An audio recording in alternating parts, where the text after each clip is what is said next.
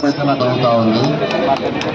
ఎందుకంటే మనము ఇన్ని సంవత్సరాల నుంచి ఎంతగా మనల్ని ఒత్తిడి పెట్టారో ఆ సర్ప్రస్ నుంచి మనం ఇప్పుడు బయటకు వచ్చారంటే మన వాళ్ళు ఇంకా మనము భయపడాల్సిన పని లేదు.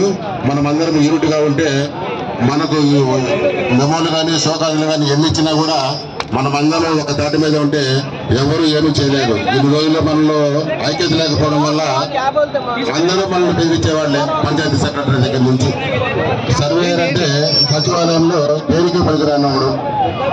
ఎందుకంటే వీఆర్ఓ అంటే మనకంటే ఒక డిపార్ట్మెంట్ ఉంది, మనము రెవెన్యూలో ఒక శాఖ అని అనుకుంటారు అంతే. ఎందుకంటే అవసరమైనప్పుడు మనంతా ఒక కుటుంబము మనమంతా కలిసి చేసుకోవాలా అని అంటారు.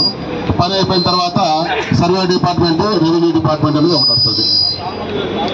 ఇప్పుడు రీసర్వే కాడికి వస్తే ప్రభుత్వం మనకు 4 నెలల టైం ఇచ్చింది. 4